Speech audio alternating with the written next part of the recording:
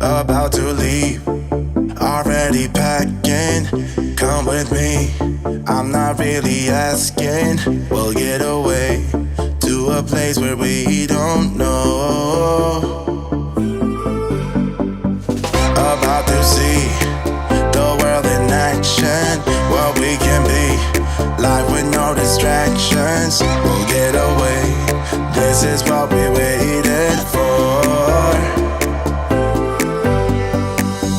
Take my hand, we'll make it somehow. We can't miss out.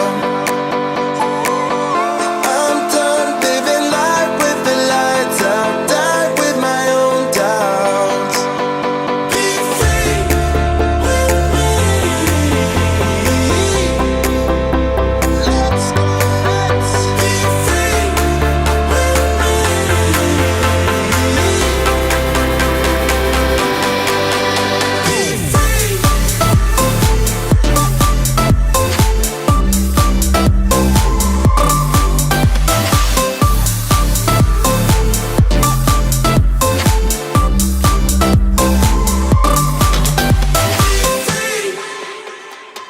Not looking back, eyes on the freeway, Bonnie and Clyde, a classic cliche. We're on the run, this is what we waited for.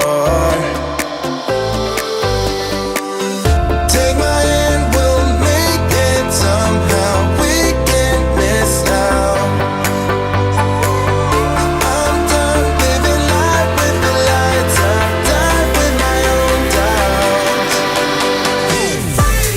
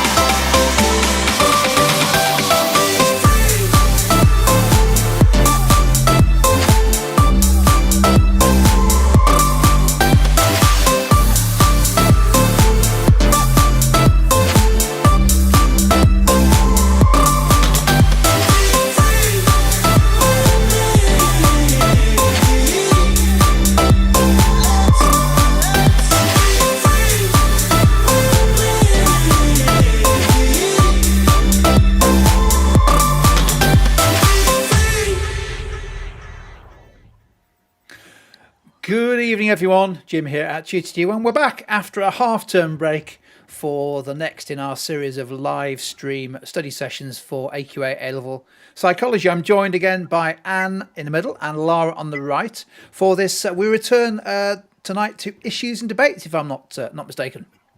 Yep, correct. We're going to do holism and reductionism today. Superb. Not the easiest issue and debate to understand and score highly on in the assessments and exams. So hopefully this session will be really useful. I can see from the screen lots of people joining us live, so welcome to you. You get a chance to have a go at the activities that Lara and Anne have got for you in this about 30 minutes or so in this session. So please do use the live chat window to have a go or to ask any other questions as we go along. And of course, because Anne's here, there's going to be some supplementary bonus questions fired in there at some stage, I will wager. So good luck with those. If you're watching on catch up and replay, and we know that, I think just over 1,000 students on average have watched our previous live streams this term. Well, you don't get a chance to use the live chat, but please do use the video, pause the video, give yourself a bit more time to work out what you think the answers are. And if you go to tutortu.net/live, after this session, you'll be able to download all of the PowerPoint from this and all previous sessions. If there's some information in this live stream that you want to add to your notes, I think we're good to go. Who's kicking off tonight? Is it Anne or Lara? Who's it going to be? Lara, do you want to kick us off then? Yep, sure. Okay, great. So let's get started then. We are obviously games throughout here are interactive. So those of you that are joined with us live, we really do encourage you to pop your answers into the chat box. And obviously Anne and I will interact with you and comment on answers and help you. So obviously the session, as we said, is on reductionism versus holism as a debate today. Like Jim's already recognised, it does tend to be one of the harder debates out of all of them. So again, if you've got any kind of extension questions on any of the questions that we go through, any of the games that we go through today, then please just pop it in the chat box and we'll do our best to answer them. Okay, so like we said, reductionism and holism is in paper 3. It's part of your issues and debates topics, the compulsory unit in that all centres will be doing in paper 3. You can expect multiple choice questions, application questions, short and extended, for this topic area. And obviously, I think the last point here is really, really important, and that is the fact that issues and debates is useful throughout your whole A level. What does that actually mean, though, in practice? You should really be trying to utilise issues and debates to evaluate other topics.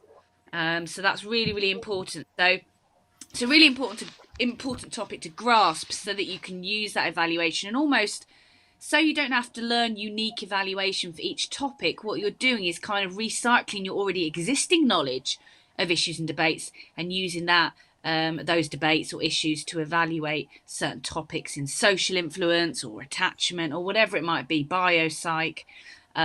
So moving on, what should you be aware of? This is a debate. So it's really, really important that you just don't kind of AO1 or explain reductionism separately from holism.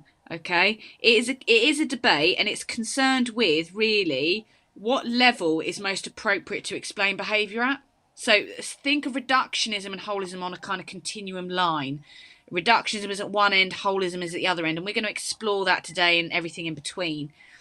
So another thing to mention here, and sometimes this is overlooked, it definitely shouldn't be though, in the specification wording it states levels of explanation. And if you haven't come across that yet, which I'll be really surprised about if you've been taught this topic, you really do need to know how to explain what's meant by levels of explanation. Again, if you're sitting there thinking, oh, I need a recap of that, I'm not quite sure, we are going to go through that facet today in the PowerPoint. Try not to confuse nature-nurture with reductionism and holism. It's actually really easy to slip into that, because often enough what students tend to do is use reductionism for biological topics, and they end up saying, oh, it needs to be more holistic and consider the environment. And it makes it sound very similar to a nature-nurture debate, and you kind of need to separate those two because they are different. What the debates are about are different, and exactly how we describe each facet of that part of the debate is different as well. So they are separate, and you really do need to distinguish the difference between those two. Like I said before, revisit previous topics that you've studied, try and apply this debate, try and apply the other debates that we've covered thus far, and the other issues as well. And don't forget to practice that evaluation, practice that peel structure, utilising words like strengths or weaknesses, and making sure that you don't just give one side of the debate in an evaluation. It's very easy for students to go, a weakness of this topic, whatever it might be, is it's biologically reductionist. They'd explain why it's biologically reductionist and kind of link it back. But what they failed to do there is they failed to explain why that's a bad thing with regards to not considering a more holistic explanation. So it's really important that when you evaluate anything and it's about a debate, you're using a debate to evaluate a topic, that you use both sides of the debate within your evaluation point. That's really important. All right, enough of the intro. Let's start the first game. This is the 30-second challenge. As it says, you're going to have 30 seconds to answer the question. Pop your answers in the chat box. Off we go. What's meant by levels of explanation?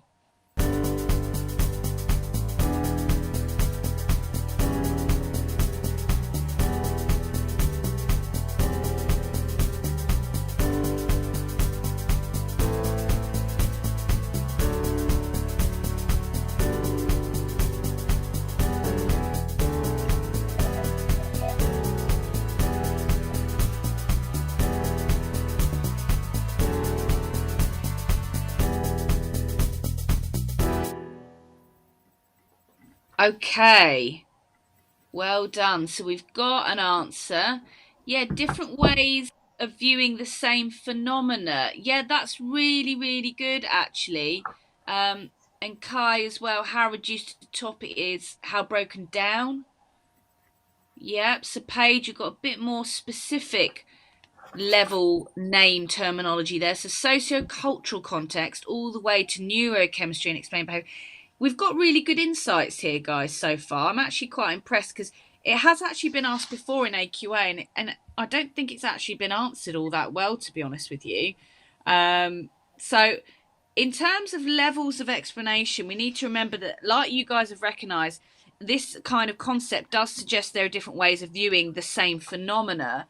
So yeah, really good. So lower or fundamental levels focus on basic components or units. And higher, more holistic levels focus on multivariables. So again, you're all right in what you've said, but I guess the depending factor here is how many marks this question might be worth. Now, previously for AQA, this question has come up and it's been worth 2 marks. Generally speaking, as you can see in the answer box there, that's probably what we would expect you to write in terms of, you know, the detail, the expansion there. So yeah, really good answers, guys. Let's move on to the second question then for our 30-second challenge.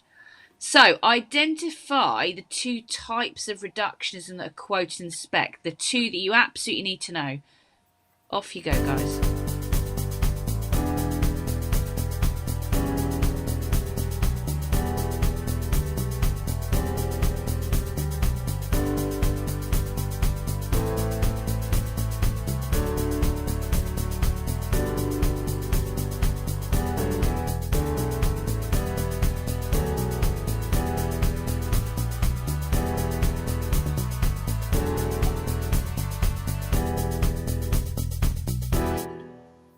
Excellent, well done. Sophia, Kai, Mercy, we've put one of them down.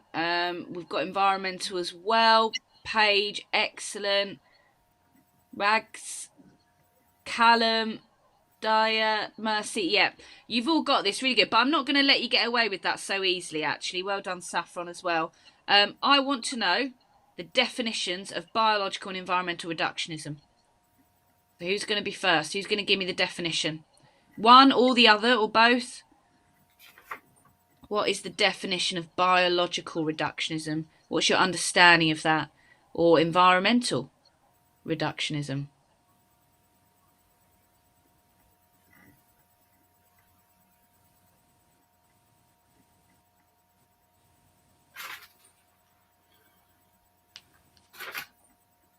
Who is going to be first?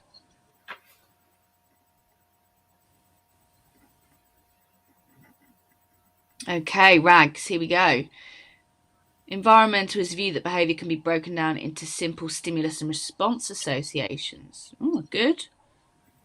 And you've got explaining phenomena at a biological level. Yeah, can we elaborate on that? What do you mean by biological level?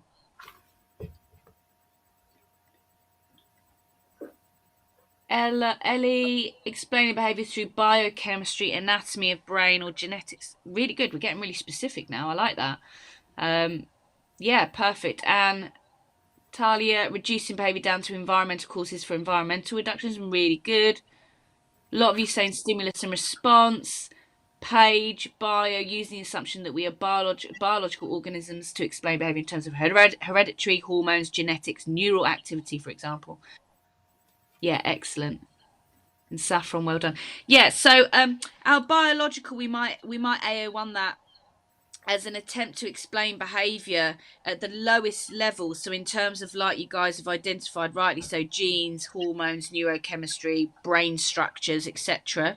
Whereas environmental is explaining behaviour, like you've said, through stimulus and response, you know, learning through experience. So well done, all of you. Really good elaboration, actually. Really impressed. Let's do our last 30-second challenge then. Name an approach that can be used to example holism. And I'm not going to let you get away with just naming it. I want to know why it's a good example of holism. Off you.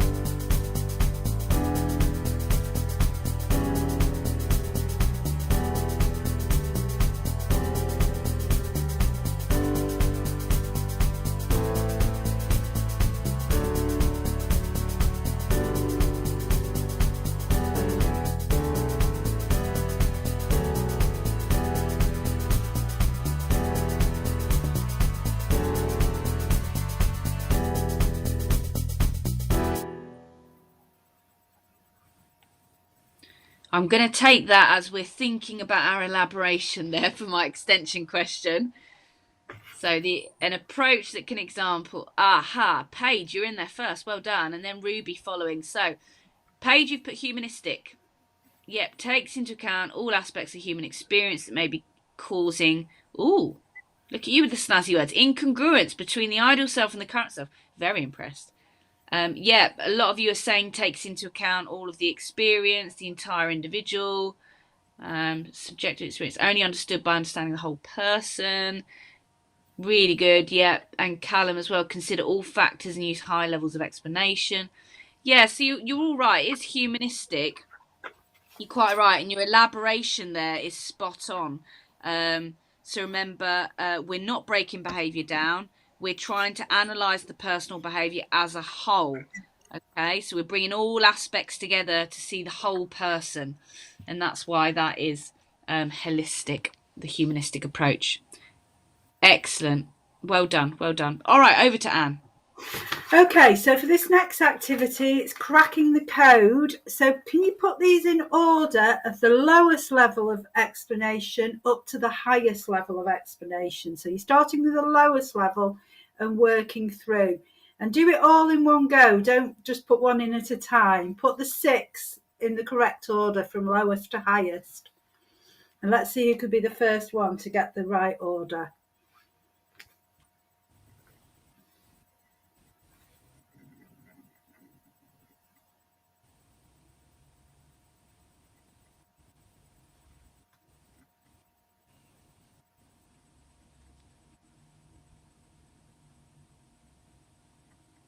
Obviously, it's going to take a bit of thought because there may be more levels here than you are totally familiar with. So you might find that you're guessing a little bit in places.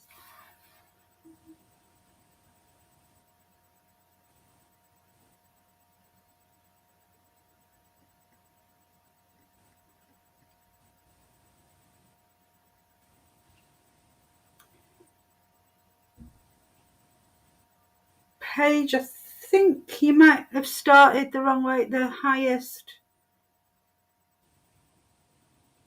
Start from the lowest. The lowest should come first. Yeah, I think it is the opposite way around, Paige. Yeah, that's what I was looking at. Okay, we've got some really close here, really close. Oh, I think. Oh, no, not quite, Paige. You're so closely there. So close. It's the A's and the E's and the D's that are throwing people, I think, here. We're getting quite good at the beginning.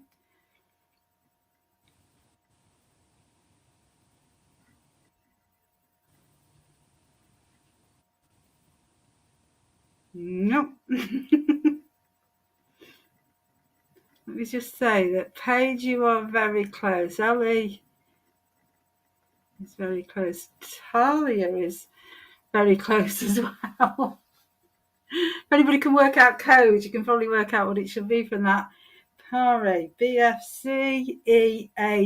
That should change the. Yep, that's what I've got here. Okay, so well done. I hope I've said your name right. Okay, so the lowest level then is biochemistry. Then we've got physiology, cognitions and emotions, interpersonal, social cognition, and cultural. So I think a lot of you had got the end ones, the lowest and the highest right. Why did you, because most of you did, why did you put biochemistry lower than physiology?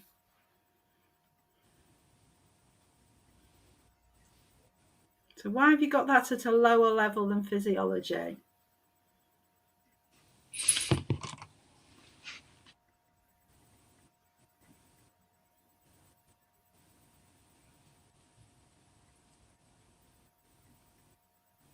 Or was it just a good guess?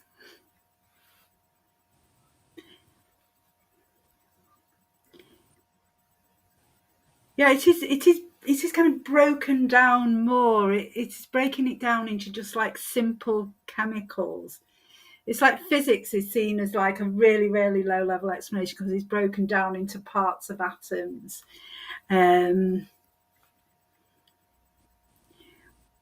Yeah, because it's kind of below that. That's a good. Yeah, biochemistry activity that controls physiological structures. They come a bit further up, don't they? And they kind of interact together as well. You've got some really good answers here. Really good answers. Yeah, more holistic in terms of the whole body. I like that one. That's brilliant. Okay, why did you put culture as the highest level of explanation?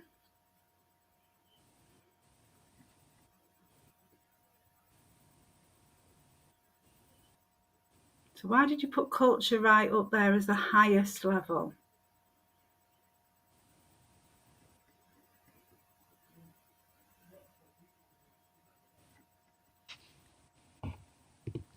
Sometimes you just want to write because it is. But that's not good. That's not good enough. It is, but why is it?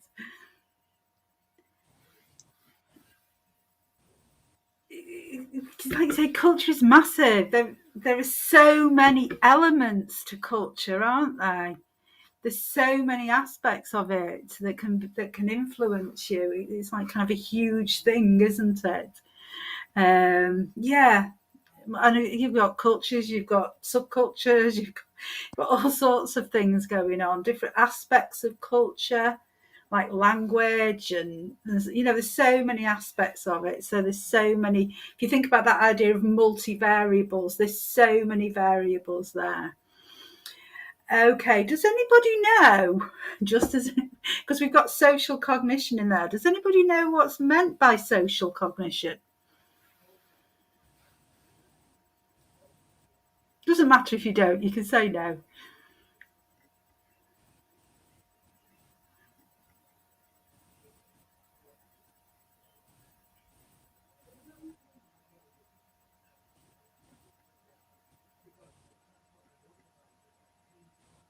Just waiting to see if there is any answers coming up before I give an answer. Because I can think the term says it, that it is a combination of, oh, hang on, social interactions influence how we think, and vice versa as well, Paige, that also the ways that we think influence our social interactions. So the way that we process and remember and use information in a social context, and we use it to predict our own behaviour, and we use it to predict the behaviour of others. So clearly that is looking at, it's not about breaking things down into component parts, because those processes are working together. Okay, that's lovely. So we're going to move on to the next activity now. All right, guys. So here we are with our scrambled sentences. I know this takes quite a bit of time, but do read all 6, and they're obviously not in the right order. So I want you to label what order, based on the numbers there, you think would form the perfect evaluative paragraph. Okay, so you're just writing the numbers down, and instead of writing them one at a time in the chat, if you just read them all, write all 6 down, you think in the correct order, and then if you press enter and pop that in the chat. So I'll give you a bit of time to have a read of the statements first and then think about those orders.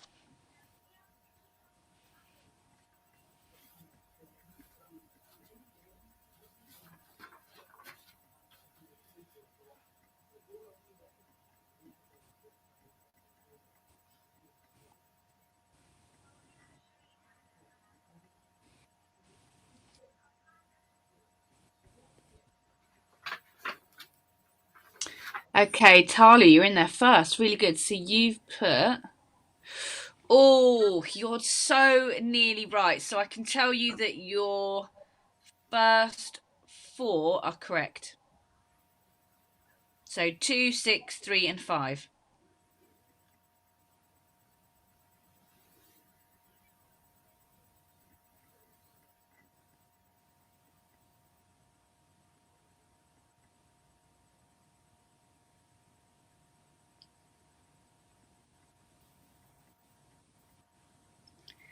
Yeah, yeah, Talia with exclamation marks. Yeah, Paige, excellent, well done.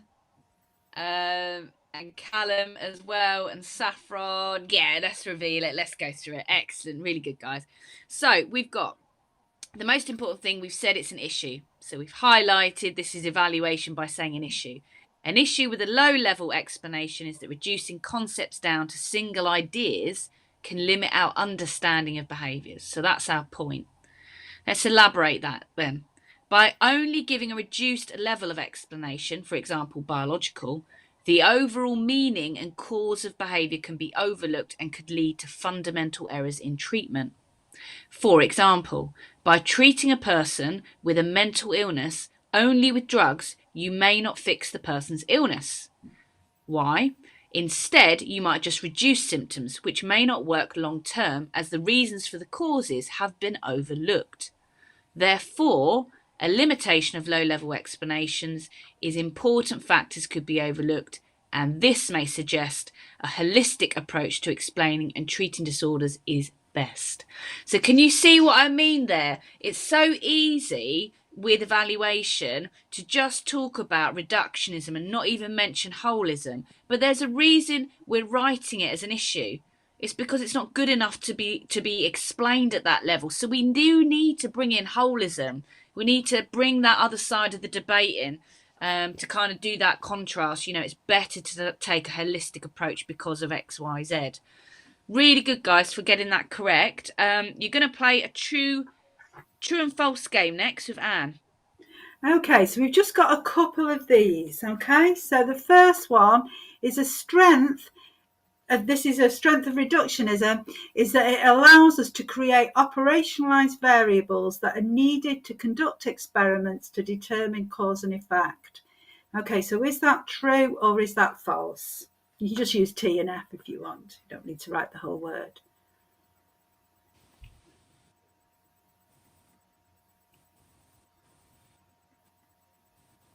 That's great. Yes, yes, yes, yes.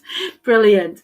Okay, because it's so easy. So I think often students assume that reductionism is automatically a bad thing.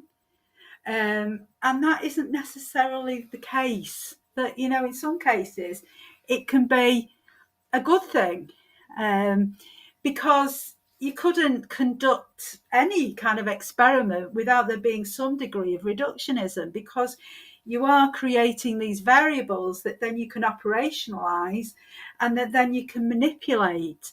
You know, so reductionism does have its uses. You know, so it's important to remember that it does have some strengths as well as some limitations. And obviously you could go further if this was an evaluation point in an essay, and you could give an example, an example there as well. And of course that might then lead to a treatment and so on. Okay, so if we go to the second one. So reductionism is when a theory fails to consider alternative explanations. Is that statement true or false?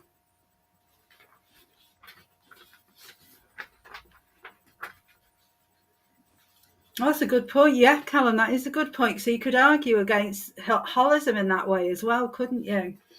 That it could be seen as anti-scientific.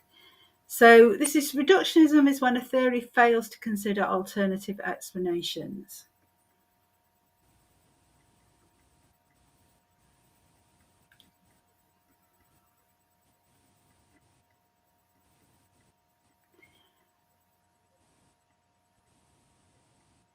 Okay, I kind of thought you might say that, but the correct answer is false.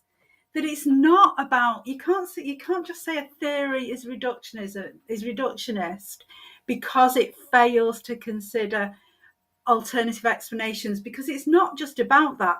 If you use that as you could apply that criticism to any theory, because all theories, tend to fail to consider alternative explanations.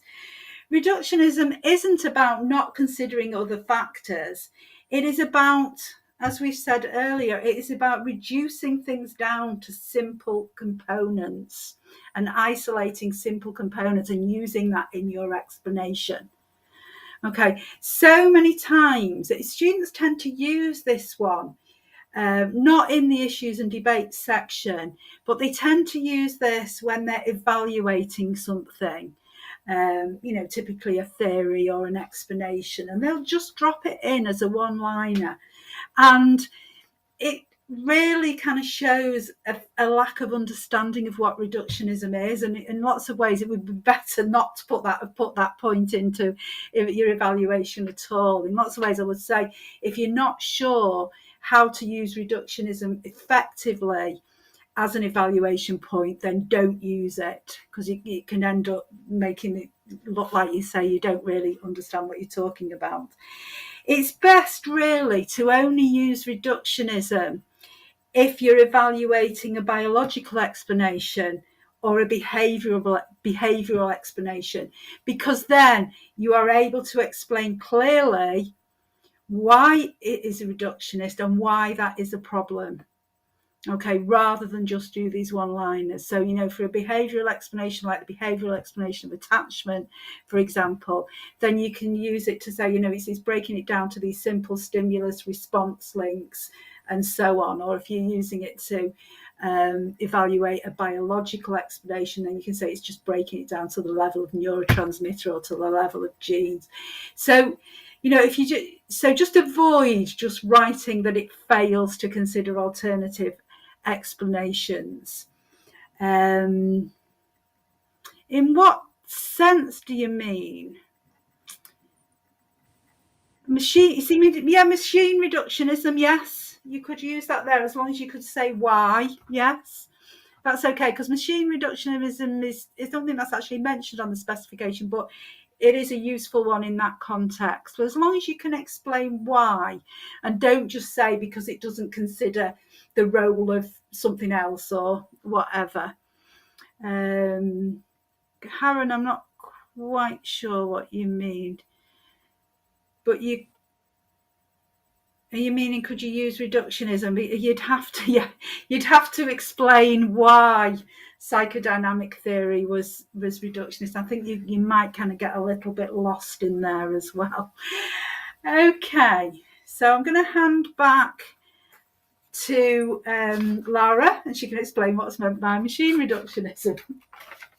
Okay, great. So I feel like we've already gone through a little bit of this, but I want you to put a yes or a no in the box to tell me whether you think these key definitions match up with the phrases. So if you think that's a correct matchup, press yes. If you don't think it is, put no.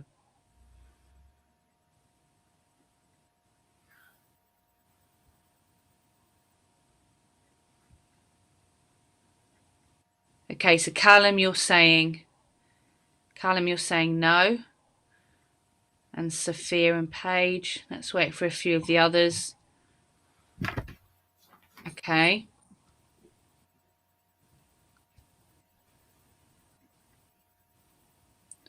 Good. All right. So we're all saying no. Let's reveal the correct answer then, if this isn't.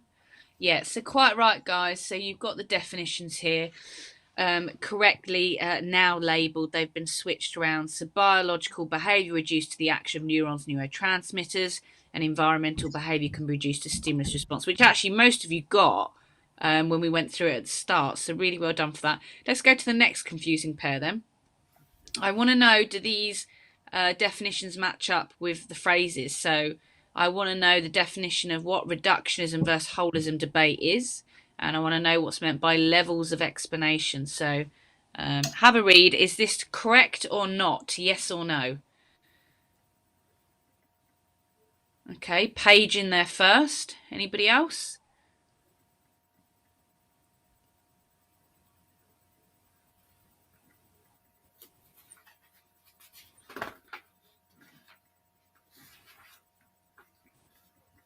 Okay, Daya, Alicia, Rag, Saffron,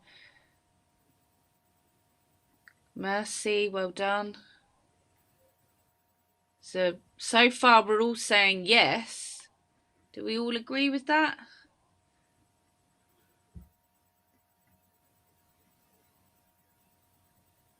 Excellent. Okay.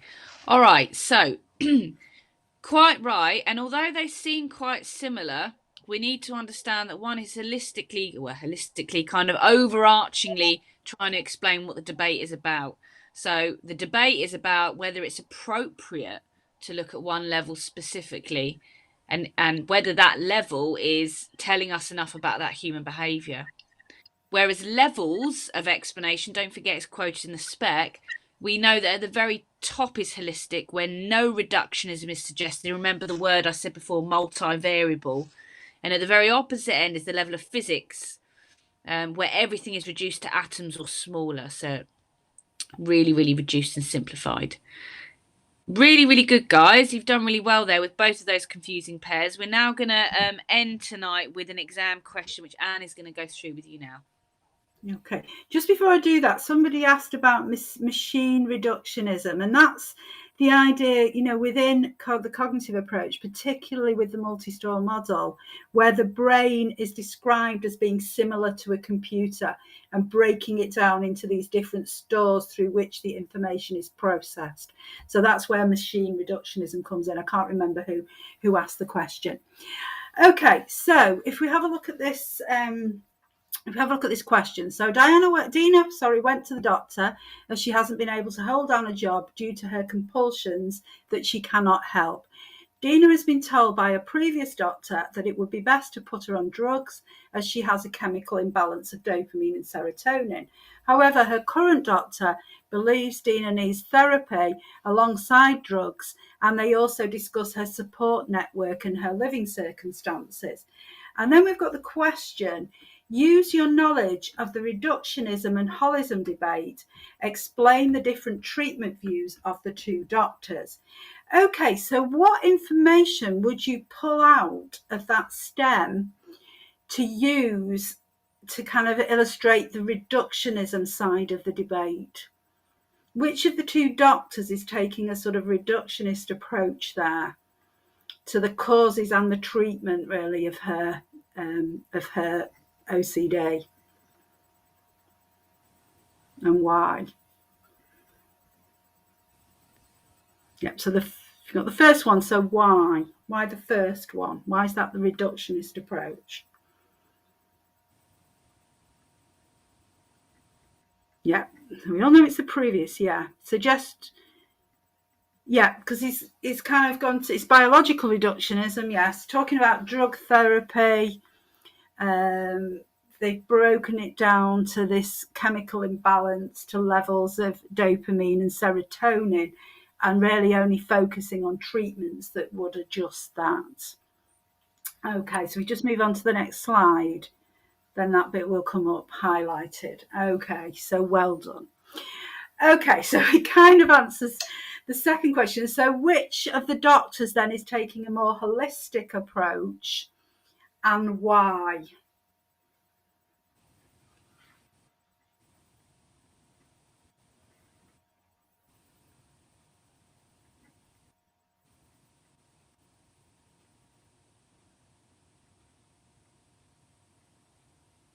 So I think we just know it's the second doctor, a current doctor, but why are they taking a more...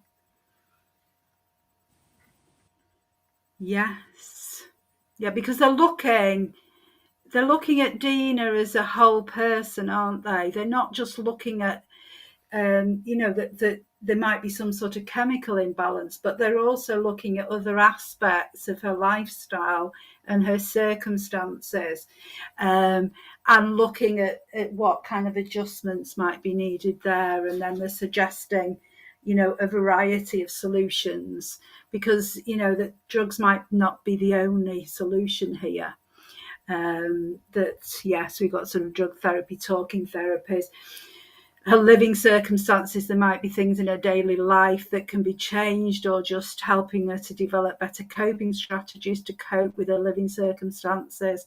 Sometimes as a doctor, you can't give somebody a whole new life or new, better house or whatever, but you can give them better coping skills. And that's what the doctor is considering there, that there might be wider causes and also, linked to that, wider treatments, because you might be able to give her, some antidepressants to do something about the chemical imbalance, but then there still might be other issues that you're not dealing with and that she's using her compulsions to try and cope with.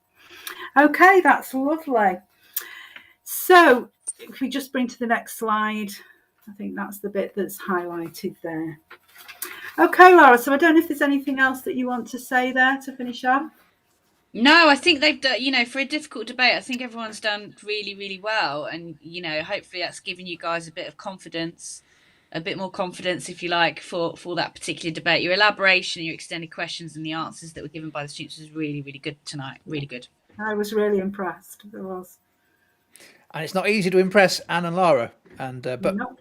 you guys do it week after week, so well done. Fantastic stuff. Really useful session as well, particularly around that whole piece around levels of explanation, which sounds like it's a part of the specification that maybe students don't focus on quite as much as they need to. Fantastic. Well, if you enjoyed the session, found it useful, please give us a thumbs up. That's whether you're watching live or on catch up. Either way, a thumbs up is always welcome. We never take that for granted. It's a regular slot here on a Tuesday at 5:30. So we are back again next week. I think we might have a biopsych next week. I might be wrong. It might be issues and debates again. I don't know whether you can remember, Laura. Yeah, I know you we've are got them wrong. all lined up. I know the timetable for next week. So it's determinism of free will next week. Okay, so we're still with issues and debates. Fantastic stuff. Don't forget, Lara and Anne and the team have put together a fantastic series of these live streams throughout 2021. So if you go to tutortu.net/live, you can catch up on this and all the previous sessions. Loads of stuff there, some really useful stuff if you've got some year 13 mocks or assessments coming up this term. So take a look at that. Subscribe to the channel so you get an alert as soon as the next session is about to go live. And well, for now, we'll say see you later. Hopefully you'll join us again this time next week. So thanks very much. Thanks, guys. See you next week. Bye.